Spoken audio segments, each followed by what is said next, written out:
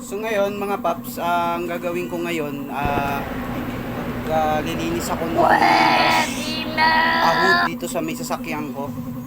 Ito siya mga paps, so tingnan. So ito siya mga paps, at lilinis. Dito kasi sa amin, sobrang alikabok dito sa amin. May compressor naman. Na. Kabok. Oh. Talaga.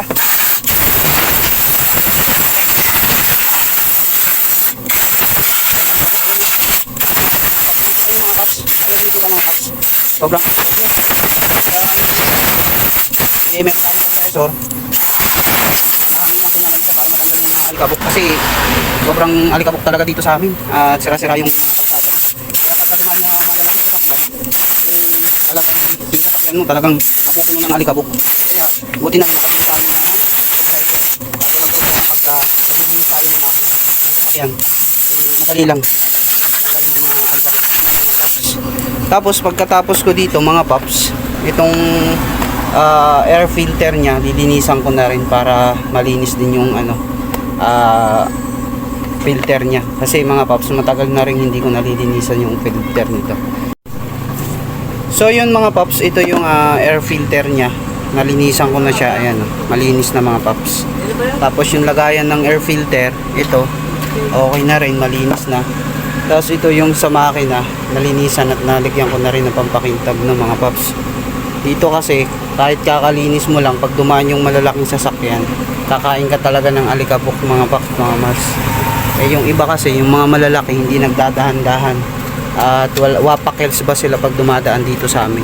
At aalagaan natin yung air filter natin, kasi pag madumi to at madumi yung lagayan niya, tapos yung sa throttle body niya, nahihirapan siya, pigil ba yung hangin sa paglabas ng mga paps. Kaya mahalaga din yung air filter na malinis siya mga paps. So yun lang mga paps, salamat. So ito mga paps, ay okay na siya. Ayan mga paps, malinis na at naikabit ko na rin yung air filter. So pinaandar ko na rin yung makina, ayos na mga paps. Pwede na natin yung gamitin mga paps.